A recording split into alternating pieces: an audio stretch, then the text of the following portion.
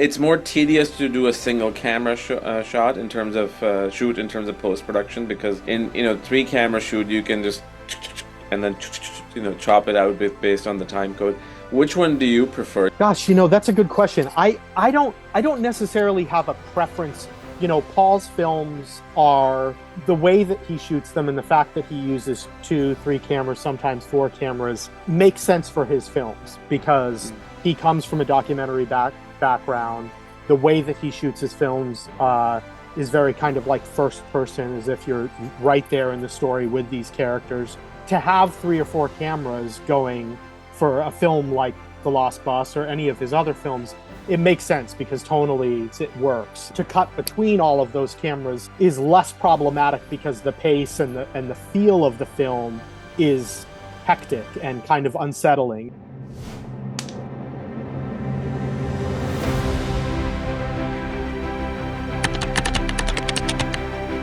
Good afternoon, everyone. Welcome back to another episode of Kingdom of Dreams podcast, The Making of Stories. I'm your host, Joe Otnier.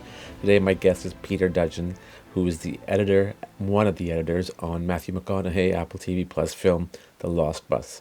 The Lost Bus is based on a true story that took place in the year 2018 during the wildfires in California. It was a delight speaking to Peter. He had some wonderful insights about the workflow of the editing process in the film, working with his mentors on the film, and many other things that we talked about, including the presence of fire, including cuts, working on Paul Greengrass, the director of Bourne Films. What was that like? And so much more. So without further ado, here's my conversation with Peter for The Lost Bus, starring Matthew McConaughey on Apple TV Plus. I just literally 2 hours ago finished watching The Lost Bus. Oh, wow. Um, Okay. so I had seen the trailer a while back, and the film kind of went off my radar just for many reasons. But I really was taken by the trailer, and I wasn't in any way disappointed with the film. Oh, good. Really, really well done. Paul Greengrass, of course, and the editing, the cinematography. I think you're along with yourself. William was on the film as well. Goldenberg, Billy the editor. Goldenberg, yeah, William Yeah, Goldenberg, and yeah, Paul Rebell, who's another editor. yeah, Um, yeah. yeah. It was really well executed. So I just want to sort of say that off top Oh, thank you. right in the Thank you. beginning. Appreciate that. Yeah. How did you get into the film, considering, I mean, being in the industry, I know how sort of the workflow works sometimes with editors and, Hmm. with different people in the crew. Just tell me Sure. your version of how you got involved in the film. Sure. Yeah. So The Lost Bus is the third film that I've done with Paul Greengrass. I came up as, I think, maybe a lot of editors, maybe not a lot of editors, but as some editors, I came up as an assistant editor, and worked under William Goldenberg, Billy, for many many years. Um, the first 2 Greengrass movies I did were, the first was 22 July, which was a story about a terrorist attack that happened in Norway. I think it was, God, 2011, I think, is when the terrorist attack happened. But we did that, and then the second film that we did was News of the World with him. And both of those films, I was working as an assistant, but also did some additional editing on those films. And then when The Lost Bus came up, uh, Paul Rebell started the film, and there was just, Paul Greengrass shoots a lot of footage, Yeah, and so there's a lot to handle, and they wanted another editor on to just kind of like handle the load of all of the stuff that was coming in, and because I had worked with Paul previously and kind of have a shorthand with him, Paul Greengrass, um, they asked if I would come and help out. So I came on and first cut the film with Paul Rebell. Um, and the plan was always for William Goldenberg to come on in post after they had finished the film, sure. uh, or after they had finished shooting, and then finish it. He was directing his first film when The Lost Bus started filming, so there was a bit of an overlap where he couldn't come on. So Right. that's kind of how I came to it. So yeah. I had the pleasure of having William on the podcast with Joel. when they did the most recent Transformers. Oh yeah. Uh, right? And I think the movie that he was directing, I forget the name. I know I've seen it. The sports one, the one with the uh, Unstoppable. Unstoppable. Yeah, Yeah. I've had Sal Ventino on the podcast a few times, who was the DP Yeah. on Yeah. that. Yeah. Yeah, Yeah. no, it's incredible. Look, Paul Greengrass, I've seen a lot of his films. I mean, he's mainly known for the Bourne films, Hmm. and his style and his approach is very kind of like documentary approach. Hmm. Just shaking camera and lots of cuts and lots of movement, and it really engages you in. And what I loved about The Lost Bus was when I so without giving away the film, because normally it's not really a disaster movie because it's based on a true story. But if Right. you were to watch a disaster film, normally there's a big epic, you know, like whether you're watching Twisters or Dante's Peak or Right. Independence Day, there's this massive big attack or big event that happens and the film sort of wraps up. With Right. this, you are still about 20 minutes away from the end of the film when all the hell that breaks loose kind of passes by because there is more to the story. And I Yeah. love that because it's a story about a father and a son, him being a son and his father, and then him being a Hmm. father and his son. There's a lot of human connection, which is why I enjoyed it very much. It connected you to the film. Yeah. I think, it's funny that you say that it kind of like a disaster film. When we were first cutting the film and the first few passes that I did on scenes, without all of the VFX in the film, at that point it felt a lot more like a drama, like a personal drama, a story about a man who had kind of burned out, lost his relationship with his father, and was trying to regain a relationship with his son. And it felt a lot more like a drama. But then when the VFX started to filter in and you saw the flames and all of those scenes were fleshed out, it does start to feel a little bit more like a disaster movie, in the lane of Twister. But it's also, you know there's also the theme of just this monster, the fire, following them, you know catching up with them, and so there's that element too, where the fire is almost like a creature that's Hmm. hunting them down, or closing in on them. Yeah, I mean there were some shots in there, where the camera kind of moved, which is the fire. Hmm. It's kind Yeah. of like an aerial shot, kind of coming down and swiveling away, and it reminded me a lot of I don't know if you've seen Backdraft, Ron Howard film with Oh Kurt yeah, Russell, sure. right? Yeah, There was because fire was a character in that film, and essentially exactly. is in this film too. Same thing. S- Yeah. so with this, I figured there were a lot of VFX in there, Hmm. but in a lot of the shots when the camera is moving really, really fast, sideways and kind of at an angle from the fire to the bus, it's hard for me to imagine that those shots were VFX because in order to, you can do VFX quite easily, I would say, when it's like static cut to cut or pan. But when the camera is dwindling around so much, I am not sure if that's, you tell me, was all the fire in the film VFX aside from the many close-ups and stuff, like the bigger Not fires? not all of it. So when they shot, they had some practical fire on set, Hmm. but it wasn't even close to the scale of what is the finished product in the film. So they pumped propane through these kind of like, I don't know, the best way to describe it is like bushes, metal bushes without the foliage. Mm. Just these like little branches that would shoot fire out and burn. It was a safe way for them to burn, and so that practical fire was present in some of the scenes, um, for a couple purposes. Also, obviously, you wanted some fire there, but also the bounce, the light off of it helped, um, because that's a harder thing to fake than actually doing like VFX of a fire. getting Yeah. that like light bouncing off of the characters' faces. So it was a combination, but a lot of the big. I'm trying to think of a good example. So there when they get kind of stuck at that intersection, which is Clark Road, and Hmm. Kevin, Matthew McConaughey's character, gets out of the bus and kind of like, directs them through that intersection.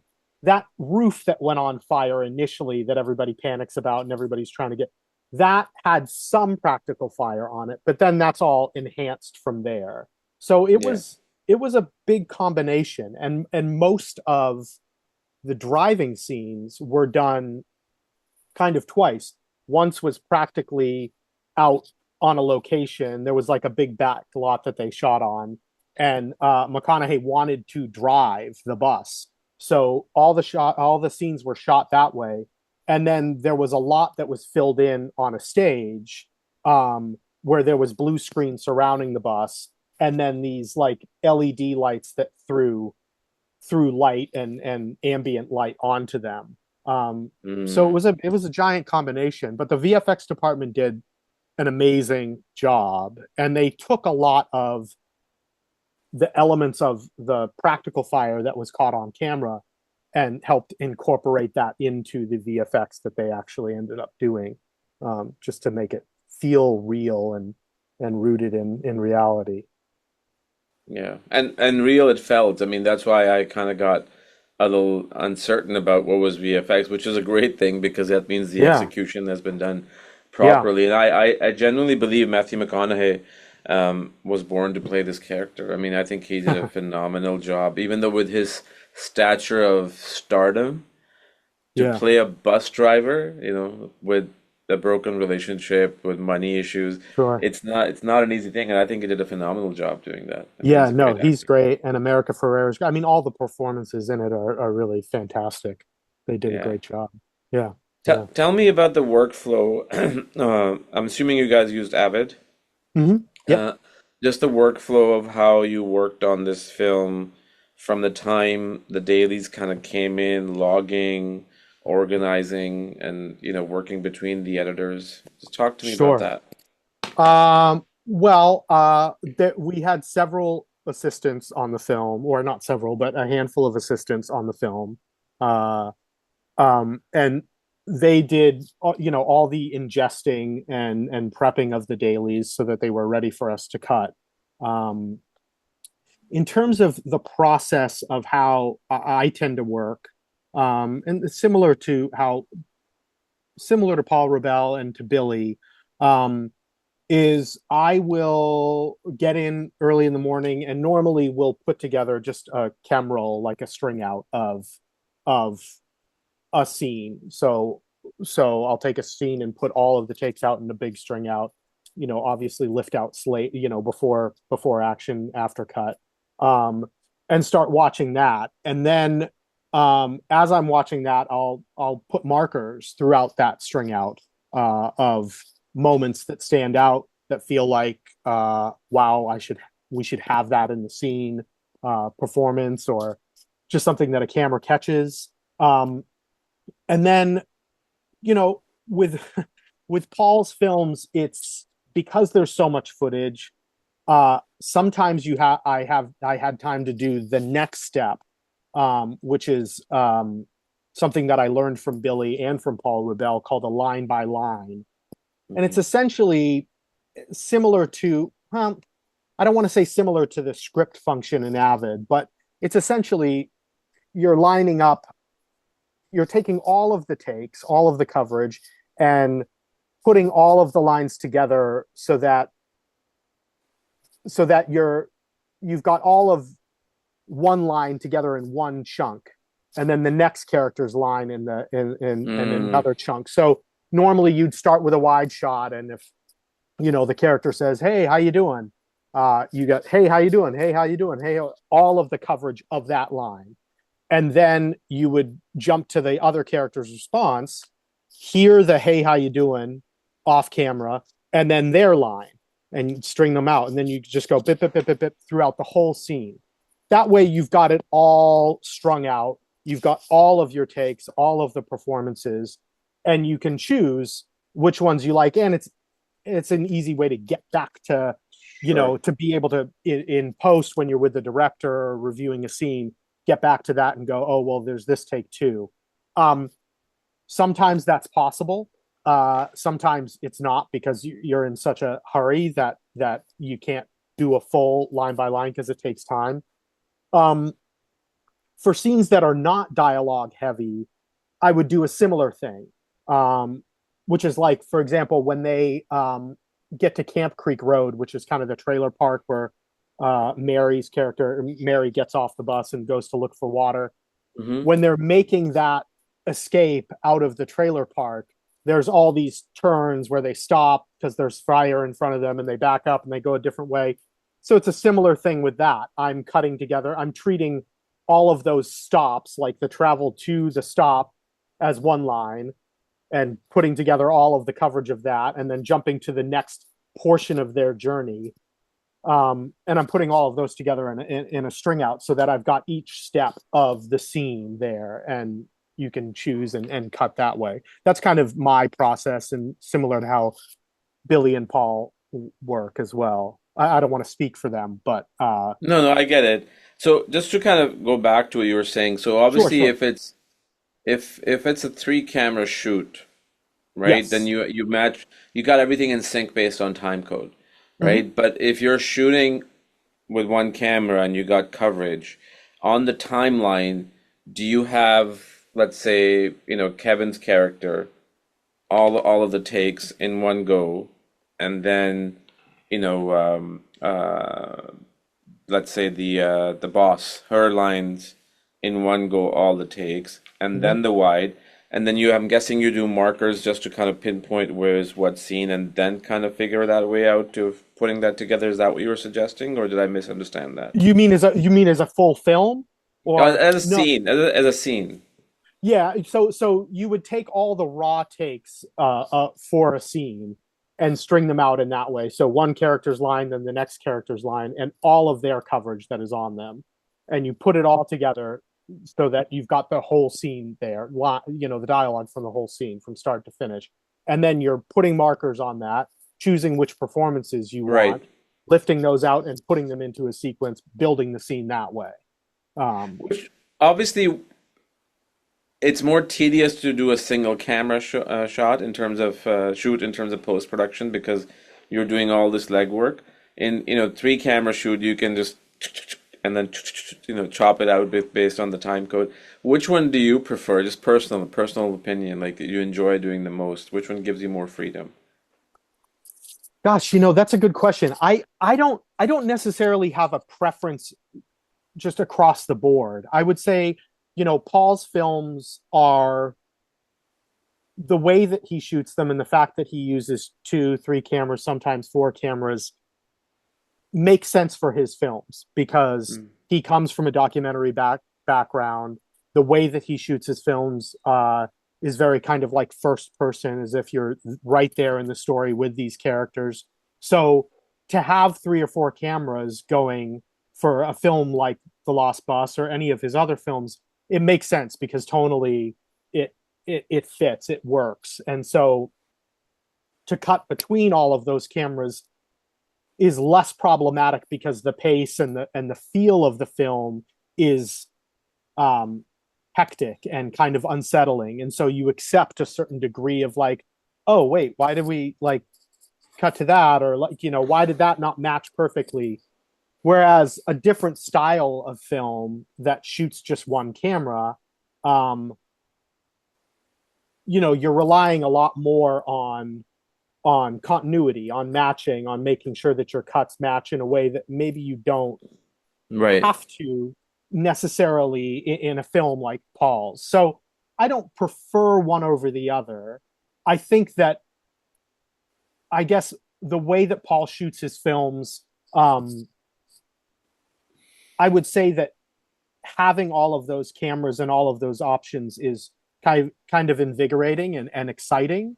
So I, Mm. I like that aspect of it, that there's so much going on that you can get these little moments, while you're while you're on, for example, when the fire chief, the Cal fire chief, comes up to the big rendezvous point, and they're showing him where the fire is on the map. Obviously you can use the coverage of the fire chief speaking to his deputies, but then B camera or C camera will catch him grabbing a walkie-talkie off the back of a truck, and just having those options to cut away to is kind of fun, to have that, because you're getting all this color of like the way that these people actually function in their world, if that makes Yeah. sense. I don't know if that No, no, answers it your does. It does. It question. does. And you mentioned color, and I love the fact that I've said this to on so many episodes to so many people. David Fincher was the one who started this kind of like if you want to call it like a monotone kind of a feel of the Mm-hmm. colors in this film. His style is very unique. Like all of his films are very much alike in terms of the tone.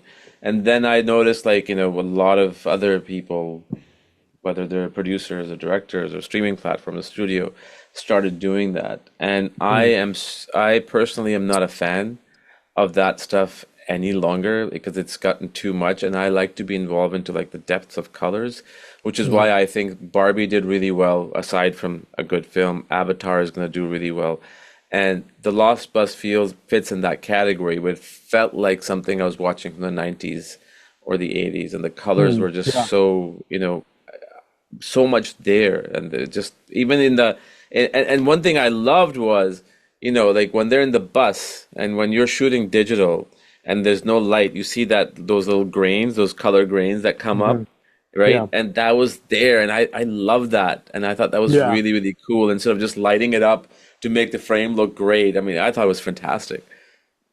Yeah. Yeah. I mean, and I think that that's, again, that speaks to Paul's style. Yeah, It's he's not looking for a polished frame. He's looking for something that feels real and honest, right? yeah, So it isn't necessarily like a lockdown, super composed shot all the time. It's like catching something that you wouldn't ever catch with a super lockdown, yeah.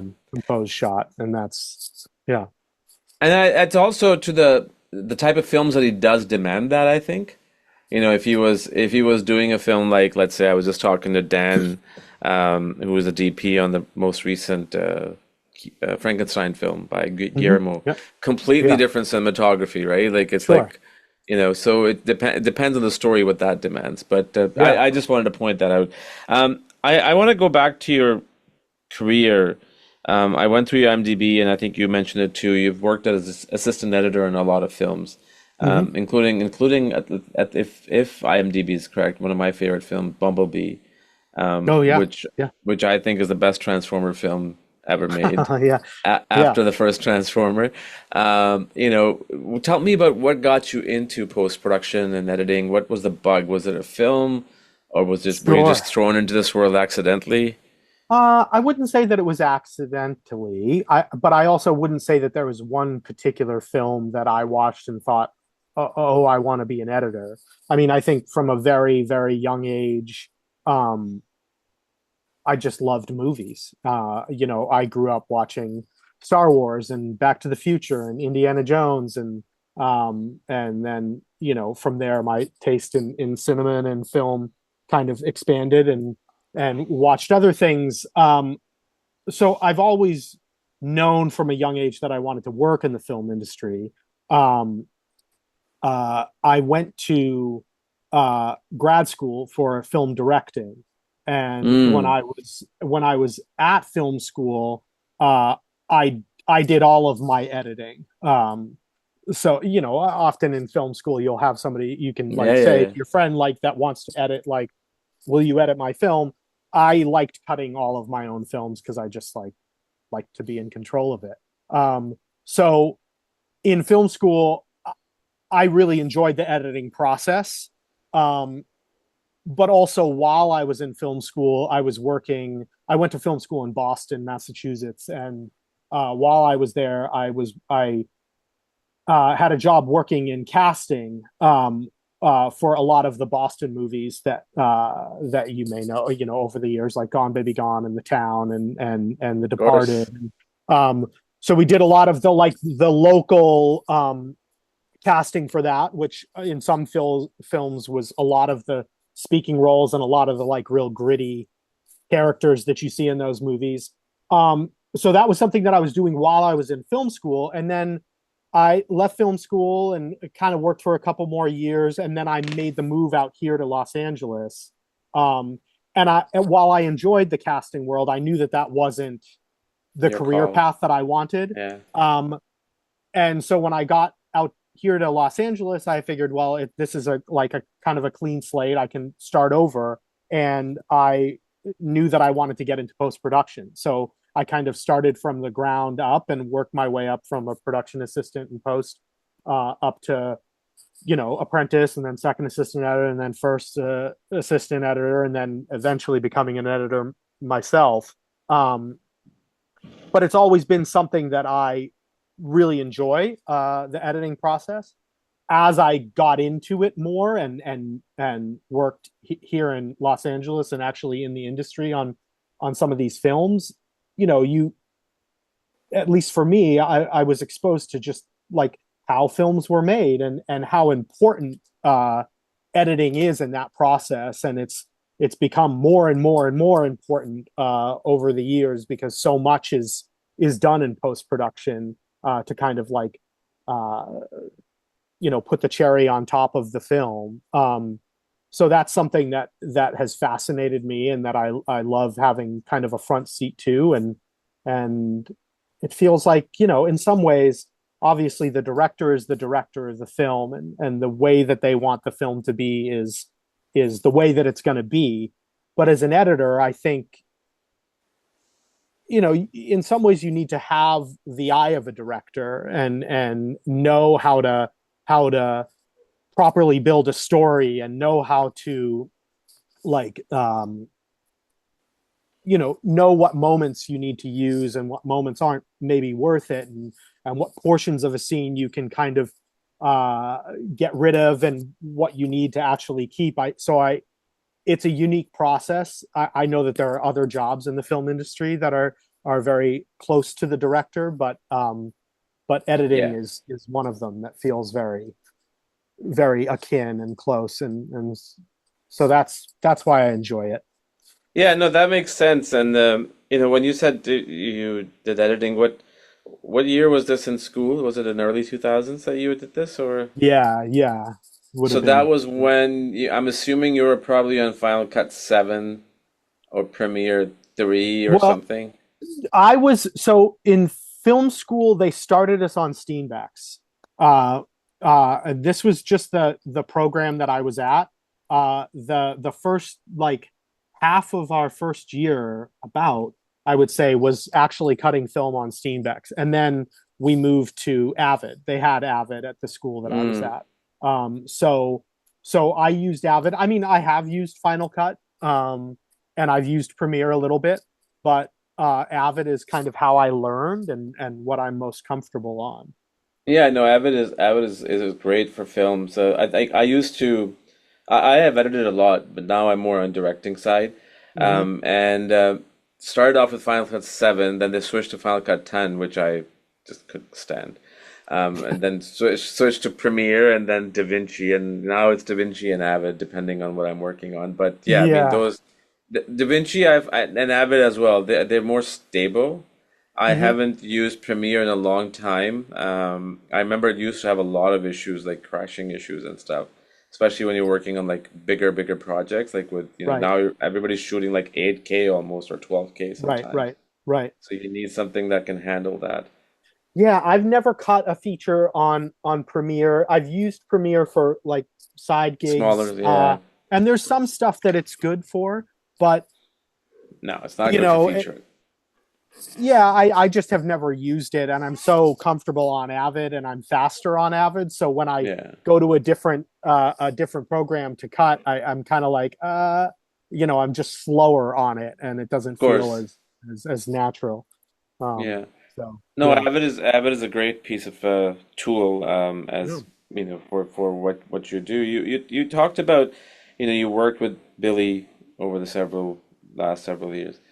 What are some of the things that you've learned from him, as an editor, that he's kind of sort of ingrained in you that this is what you should be doing instead of that?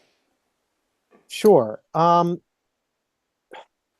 Gosh, it's hard to like quantify and sum up the years of experience with him in a way that is like that would be a very satisfying answer.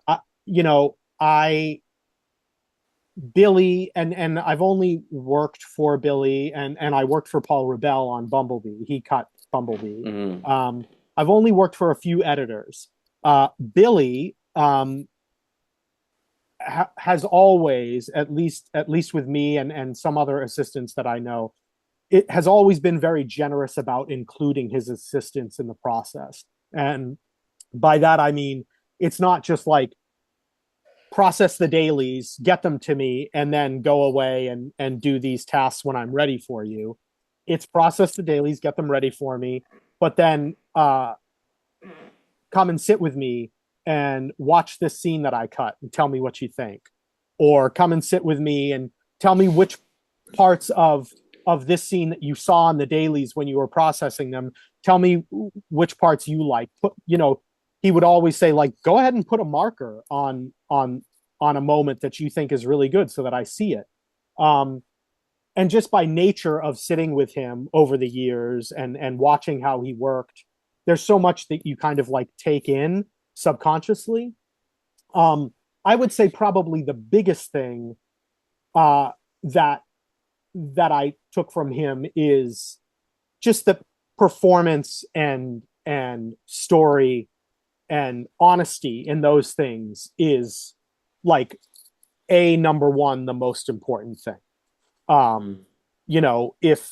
If the performance is great and if it services the story and pushes it forward in a real way, you should favor that over, I don't know, whether or not these two shots cut together perfectly continuity wise. Yeah.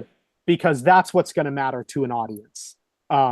Most of the movie going public, of course, people catch things, but most people are not watching a film, at least the first time, going like, oh, wait, hold on.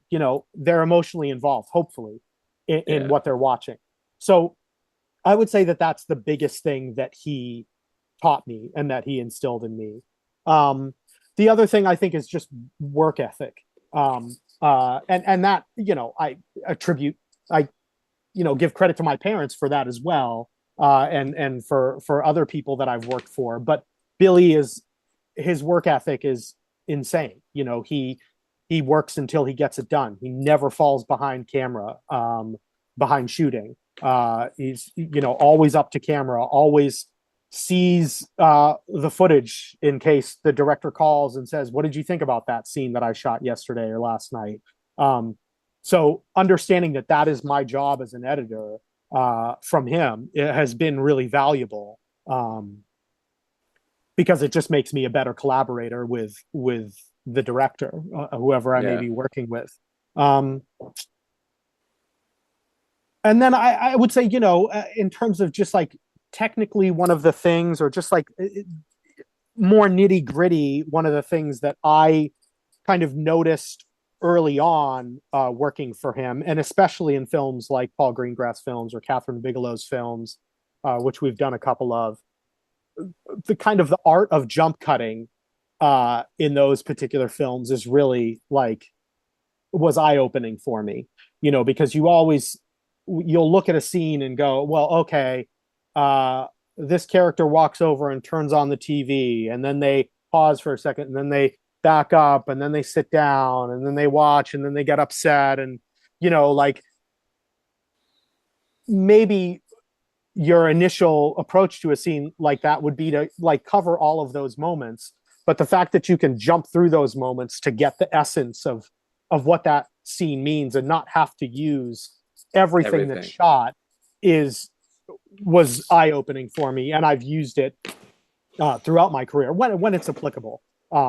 So that's another thing that I learned from him. But yeah, again, it's hard to kind of sum up.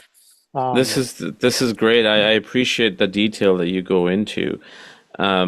working on the Lost Bus, Mhm. not talking about the technical now. I'm more talking Mhm. about just personal because it has a lot of moving moments, right? Sure. Were there any moments in the film where you felt connected to um, personally and got emotionally involved? I mean, I know it's something that as an editor you kind of need to be kind of like away from it, but at the end of the day, we're all human beings. I Sure. think we do get that. Like, what was that moment where you feel connected, or something that you not necessarily maybe related to or not related to, but it just got to you? A scene. Uh, yeah, I mean, I would say that there. So I guess I'll start with the more dramatic things, right? I think the final kind of moments in the bus when they're sitting on Row Road, kind of hoping that the fire doesn't reach them, and Kevin and Mary have their conversation where he talks about finally kind of like spills his guts about what happened with his dad. Um, and she kind of spills her guts about the fact that she's kind of essentially led this very sheltered life and never really left Paradise, California, and she wishes she could have left and seen more things.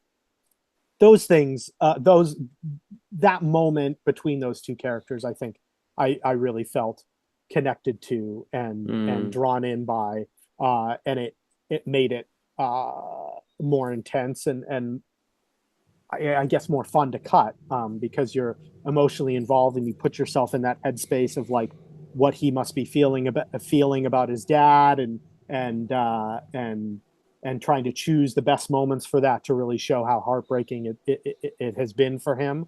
So that's one moment that I would say I connected to. The other is a little bit before that when they arrive on that road and he tells Mary that he um, is going to go up to the ridge and check and see where the fire is.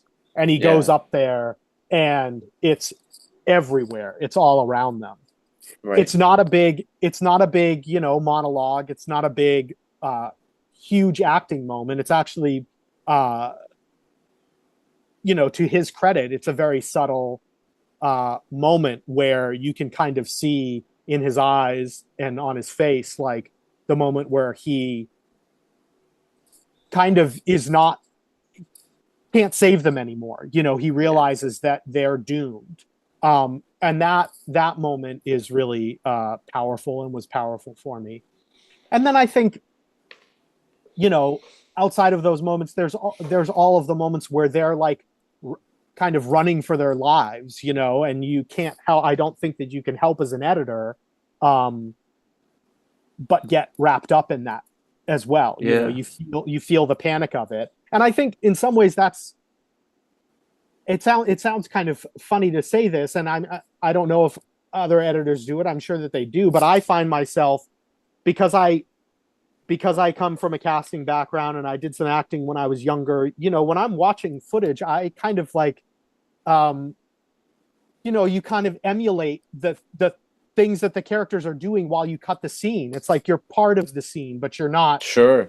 scene. And I think that helps. You kind of have to throw yourself into it, feel those things, but also, be an arm's length away so that you can judge it and make Yeah. the best choices. So, yeah. Yeah, no, that makes sense, man. And I was the film has Matthew McConaughey, big name.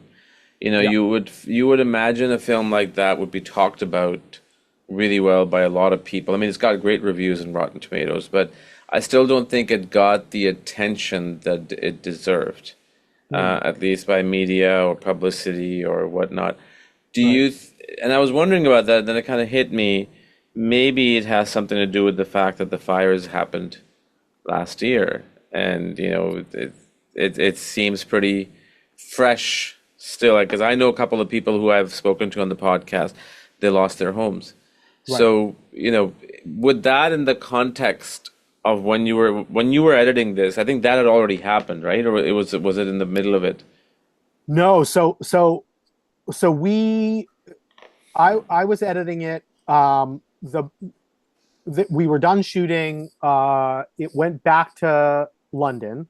because Paul lives over there. So Yeah. that's where he finishes his films, and Billy picked it up from there.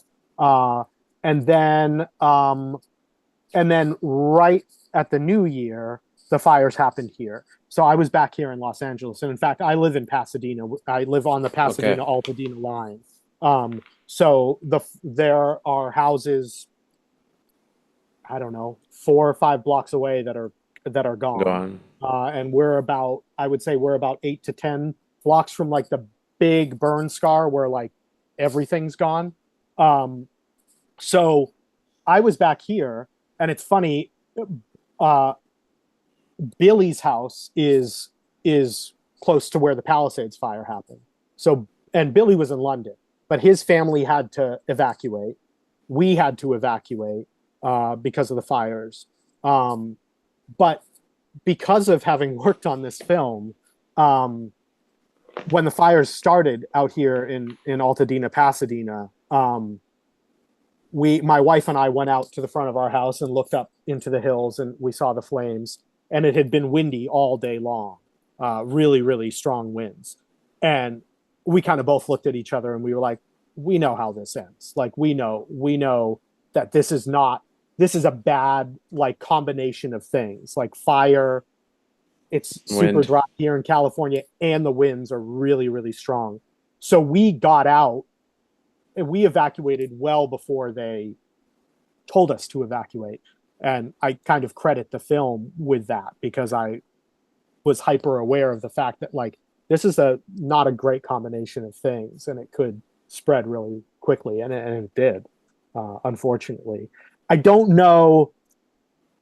It's hard to know whether or not the reception of the film would have been better if there hadn't been fires here in LA.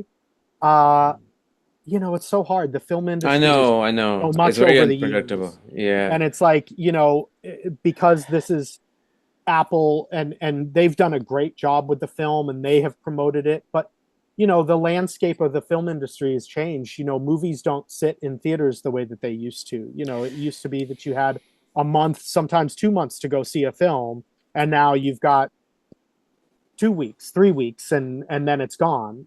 So it's hard to know. I don't know. It is hard to know, but I think even to your point, 2 3 weeks. I remember in the in the 90s and even early 2000, I was taking a few film courses.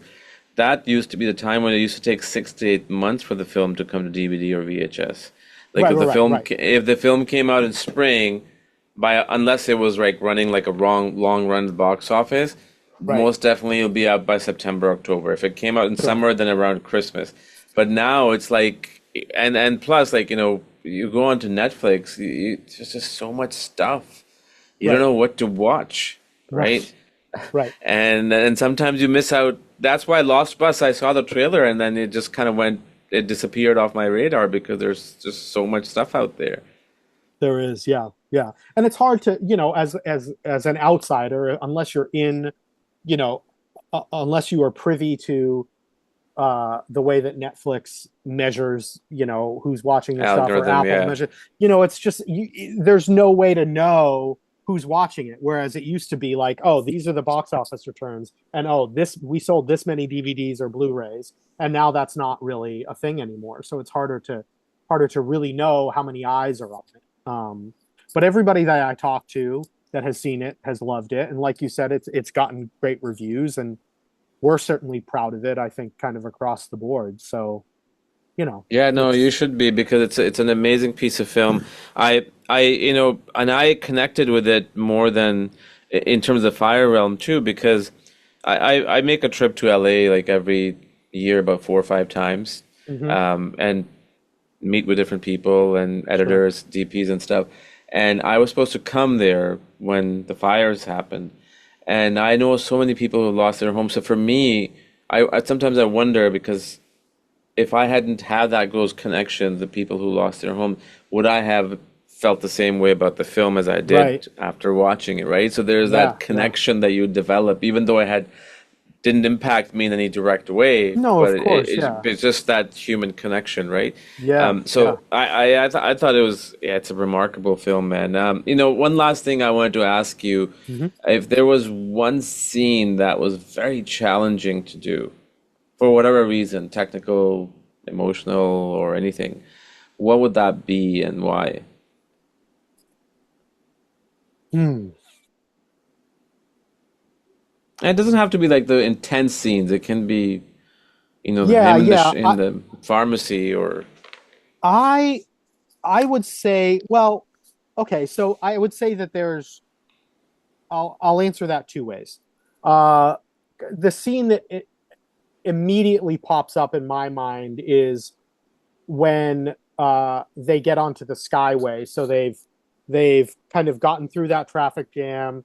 Hmm. They're on that road where the power lines start coming down, and then he busts through that fence, and they're on this big, essentially like a highway, and it's like there's flames everywhere, and they're driving through, and they're trying to get out, and then they cut in between those two big Sure. bulldozers that are pushing cars. I would say that that scene was the most challenging, mostly because there were so many cameras that captured so many things, right? So you're capturing everything that's on the bus.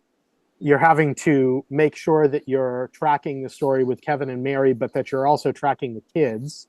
Um, and then there's all the stuff that's happening on the outside of the bus that's the chaos, that there's, just a wealth of that um, footage that you have to kind of choose, like, okay, well, this moment we really need to show because this is especially disturbing, or this is especially scary, but we're gonna not show this other scary moment.